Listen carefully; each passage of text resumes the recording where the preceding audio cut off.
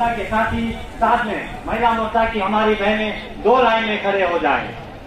नरेंद्र मोदी जिंदाबाद, जिंदाबाद जिंदाबाद, नरेंद्र मोदी जिंदाबाद, हमारी सांसद कैसी हो? कल्पा के प्रधान क्या करूंगी? बीरबल डॉक्टर जी, के सुभाष फरिया जी, सबसे पहले मैं आप सभी का धन्यवाद करना चाहता हूं कि जिस गर्मजोशी के साथ आप शदे राष्ट्र नरेंद्र मोदी ने क्या किया, लेकिन हमें कहना चाहते हैं हमारे 10 सालों के कार्यकाल में नरेंद्र मोदी के सुशासन के अंदर यदि कोई परिवर्तन हुआ है तो गरीबों के जीवन में परिवर्तन हुआ है और 25 करोड़ इस देश में गरीब लोग गरीबी की रेखा से ऊपर आए हैं। यह है नरेंद्र मोदी की गारंटी सूत्र है। इसलिए जहां गरीबों का परिवर्तन हुआ है उसके साथ साथ पूरी दुनिया के अंदर आज भारत का नाम रोशन हुआ है। चाहे देश के अंदर जब विदेशी आदमी आता है वो देखता है, चाहे वो सड़कों की जाल बिछाने की बात हो, चाहे वंदे भारत की बात हो, चाहे वो बुलेट ट्रेन की बात हो, आज भारत हर क्षेत्र में आगे बढ़ रहा है। न केवल आगे बढ़ रहा है, विकास हो रहा है, बल्कि दुनिया के अंदर आर्थिक दृष्टि से भी हम देखते हैं जहां 2014 में हिंदुस्तान 11वें स्थान पर था, आज जो है हम 5वीं आर्थिक शक्ति बने हैं। और आने वाले 5 साल के अंदर मोदी जी ने कहा है कि 10 साल का और आने वाले 2047 के अंदर जब आजादी के 100 साल होंगे, मोदी जी ने लक्ष्य रखा है कि हिंदुस्तान को दुनिया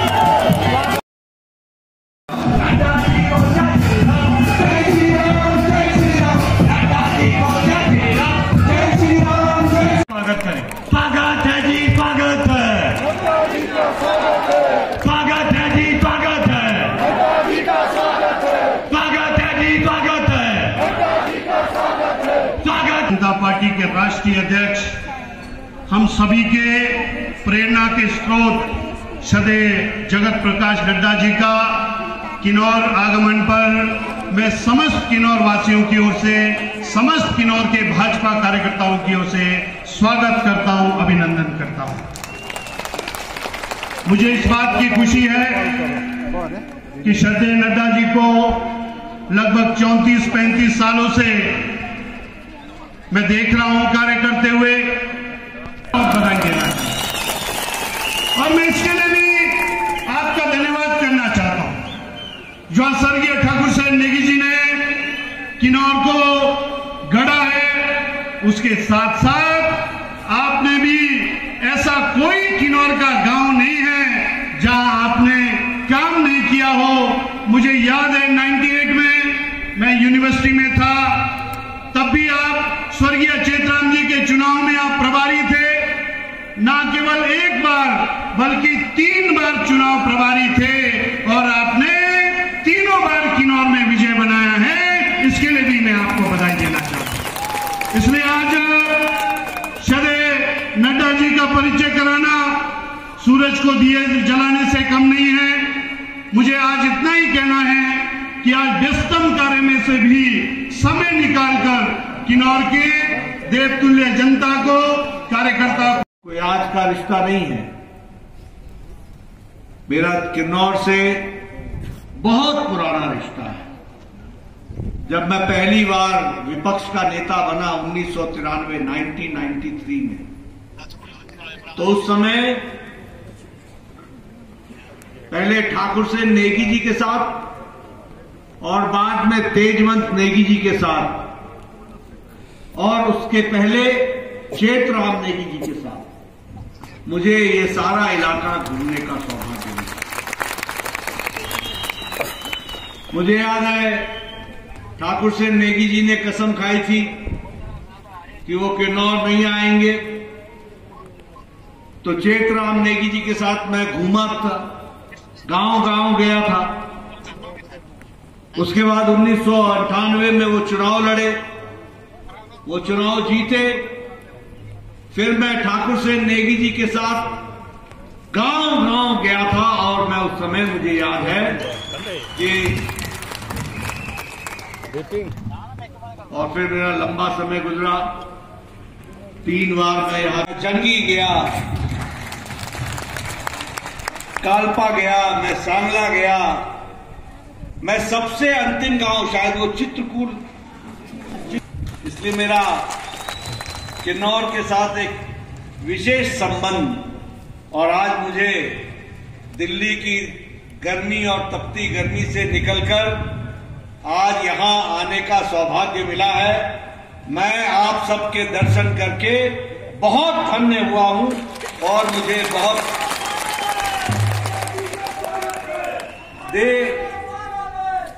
देवतुल्य जनता, देवतुल्य हमारे यहां के निवासी, मैं आपके गांव का, आपके मोहल्ले का, आपके इलाके का, आपके रिश्तेदारों का, सबका मत भारतीय जनता पार्टी और कमल के निशान को मिले, इसकी हमको चिंता करनी पड़े। और इसके लिए मैं आपसे निवेदन करना चाहता हूं कि हम एक बात समझ लें कि भारतीय जनता पार्टी को वोट इसलिए देना है क्योंकि भारतीय जनता पार्टी ने मोदी जी के नेतृत्व में देश की राजनीतिक चर्चा, देश का राजनीतिक नैरेटिव, देश का राजनीतिक संवाद, देश का राजनीतिक विषय,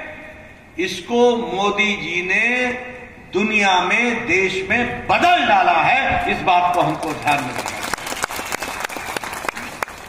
10 साल पहले बताइए आपके मन में आता था कि नहीं आता था कि भारत, हमें दुख है कि एक भ्रष्ट बदलेगा, ये तो ऐसे ही चलेगा, यहां तो कुछ बदलने वाला नहीं है।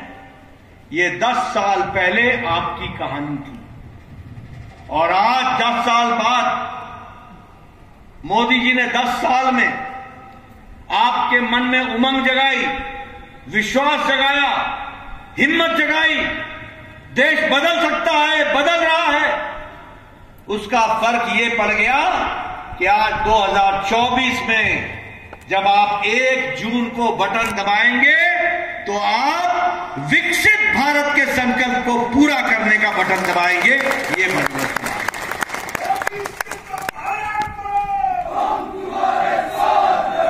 देश का राजनीतिक चाल, चरित्र, परिभाषा, संस्कृति, कार्य करने का ढंग सब बदल गया। पहले वोट मांगते थे जाति के आधार पर, पहले वोट मांगते थे धर्म के आधार पर, पहले वोट मांगते थे इलाके के आधार पर। मैं मैदान का हूं जी, मैं पहाड़ का हूं जी। उनको गोली चलाने नहीं दिया जाता था, बेचारे शहीद हो जाते थे। आज मोदी जी के नेतृत्व में सीधा ऑर्डर है, जहां से गोली चले, जब तक गोली चलाने वाले को शांत न कर दो तब तक वापस ना आना। ये शांत हो।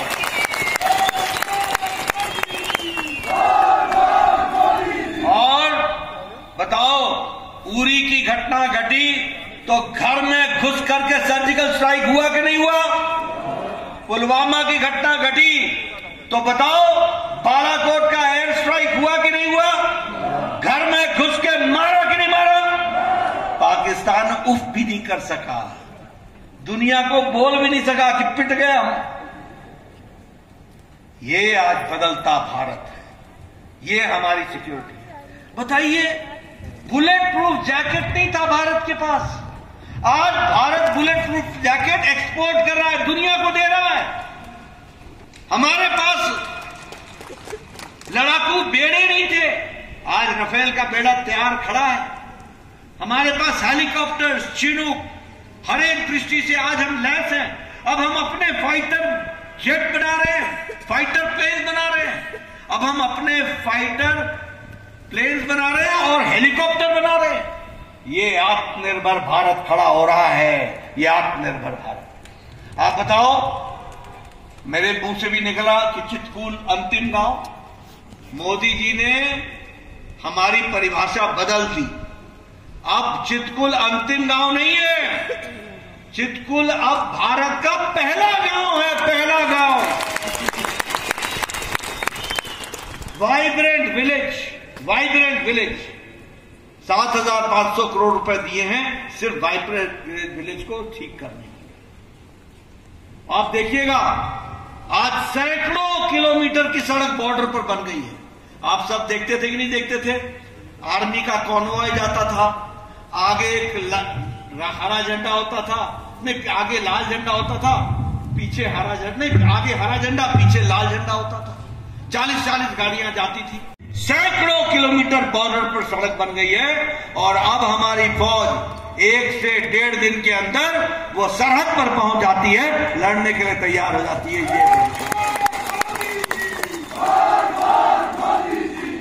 कांग्रेसी डरते थे सड़क बन जाएगी तो दुश्मन आ जाएगा। अपने छत पर सौर की ऊर्जा लगेगी, आपके बिजली का खर्च उस सौर ऊर्जा से होगा, बिजली का बिल 0 हो जाएगा और जो बिजली बचेगी वह ग्रिड में ट्रांसफर हो जाएगी और जो बिजली आपकी खर्च होगी आपको उसकी आमदनी हो जाएगी, आपके घर में वो पैसा पहुंच जाएगा। ये बोलो, बदलता भारत है कि नहीं है? बदलता भारत है कि नहीं है? आप बताइए, 10 साल पहले ठक ठक ठक काट के बोझा लादते थे कि नहीं लादते थे? और पतली पतली पगडंडियों पर चलते थे कि नहीं चलते थे? फिर बोलते थे बच्चा बच्चा बच्चा, हटा हटा हटा, बोलते थे कि नहीं बोलते थे? सामने से कोई आ जाए तो बोलते थे ना, हट जाओ हट जाओ हट जाओ, बचो बचो बचो। बोझा लाद करके लाते थे, फिर लकड़ी जलाते थे, फिर वो फूकनी होती है ना, उससे फूकते थे, फिर चूल्हा जलाते। मैं झूठ तो नहीं बोल रहा हूं, बोलो झूठ बोल रहा हूं क्या? सच बोल रहा हूं कि नहीं बोल रहा हूं? फू फू करके फूकते थे और धुआं लेते थे, धुआं। और आंखों में धुआं आ जाता था, रसोई धुएं से भर जाती थी, घर से रसोई से बाहर जाते थे, आंखें ठीक करते थे, फिर आते थे। होता था कि नहीं होता था? मोदी जी ने आपको 10 करोड़ गैस सिलेंडर दिए, गैस का कनेक्शन दिया। अब आपको जंगल में नहीं जाना पड़ता है, लकड़ी नहीं काटनी पड़ती, लाइटर से टक से गैस जलाते हैं और 5 मिनट में चाय और आधे घंटे में भोजन। होता है कि नहीं होता है? होता है कि नहीं होता है? होता है। आप लोगों के घरों में नल तक पानी आ गया? हर घर नल, हर घर जल की योजना है। 11 करोड़ घरों को नल और जल दिया जाएगा और उसका काम चल रहा है। मुझे याद है गर्मी में मैं जब एमएलए था, मैं घूमता था तो सब बोलते थे मेरे को, बड़े दिनों बाद दिखा तू। मैं कहा नहीं, मैं यही तो आप पिछले महीने तो आया था। मैंने कहा हुआ क्या माई बता? बोला देख मेरे बाल घिस गए, पानी उठा उठा करके, नीचे से पानी ला ला करके। बिल्डिंग में काम करने वाला लिफ्ट मैन, सिक्योरिटी मैन, कूड़ेदान से प्लास्टिक इकट्ठा करने वाला, सैलून में बाल काटने वाला, ऐसे गरीब लोगों को मोदी जी ने 50 करोड़ लोगों को 5 लाख रुपए गंभीर बीमारी से लड़ने के लिए, मेरी बात ध्यान से सुनना, हर साल 5 लाख रुपए गंभीर बीमारी से लड़ने के लिए उनके परिवार को देने का काम किया 50 करोड़ लोगों को, आयुष्मान भारत। और अब एक खुशखबरी और सुन लो, कंगना जी को चुनाव जिताइएगा, हमारे विधायक लोगों को भी आगे बढ़ाइएगा। आने वाले समय में अगले 5 साल में यहां बैठी जितनी भी बहनें हैं जिनकी उम्र 70 साल से ऊपर की हो जाएगी, हमारे कोई भी व्यक्ति जिसकी उम्र 70 साल से ऊपर की हो जाएगी, किसी भी जाति का, किसी भी धर्म का,